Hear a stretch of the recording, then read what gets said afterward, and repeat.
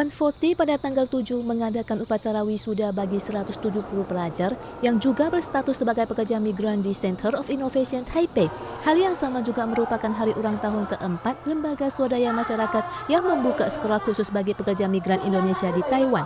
3 jurusan yang dibuka 140 berupa bahasa Mandarin, bisnis, dan komputer yang dibutuhkan pekerja migran baik selama di Taiwan maupun setelah kembali ke Indonesia. 我们关注的是在台湾的外籍移工的一些权益，那我们主要透过教育的方式，提供一些课程，这些服务给移工学生。 Adi Wahono, siswa jurusan bisnis yang telah bekerja selama 8 tahun di Taiwan, berencana untuk pulang berwirausaha pada tahun depan. Kesulitan mencari pekerjaan bagi sebagian besar PMI adalah faktor usia, sehingga berwirausaha menjadi salah satu jalan untuk bertahan hidup. Adi melihat potensi Indonesia yang mempunyai lahan rumput yang luas dan kebutuhan akan kambing dan domba yang tidak tercukupi, maka dia berencana menjadi seorang peternak kambing berdasi. Oh, banyak sekali ya manfaatnya itu. Satu, kita bisa mengerti tentang bagaimana caranya membuka usaha. Kedua, kita bisa tahu bagaimana memanage keuangan di dalam usaha itu.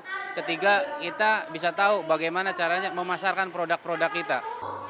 Anissa yang pertama kali keluar negeri langsung ke Taiwan adalah seorang resepsionis hotel di Jakarta.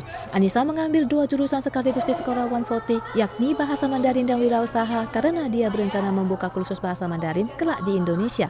Dia melihat potensi keperluan akan bahasa Mandarin seiring bertambahnya perusahaan Tiongkok di Indonesia. Saya ingin membuka usaha tempat kursus di Jakarta nanti ketika saya pulang ke Indonesia. Pekerja migran harus berulang kali kembali berjuang ke luar negeri karena kegagalan dalam buka usaha. 140 mengadakan sekolah bagi pekerja migran Indonesia supaya bisa terlepas dari lingkaran panjang yang tiada akhir ini.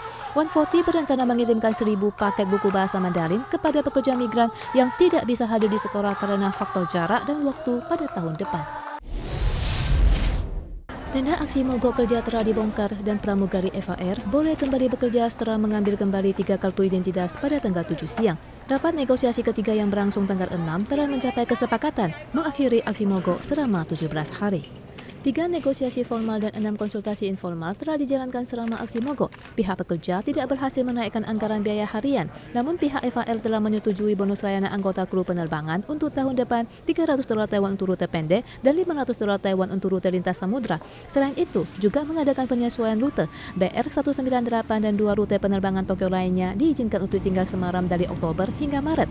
BR716 rute Beijing juga tinggal semaram untuk bulan April, Juni, Juli, dan Agustus. Serikat Kerja juga sepakat bahwa rute domestik tidak boleh mogok kerja dan tidak boleh mengadakan pemogokan dalam kurun waktu 3 tahun.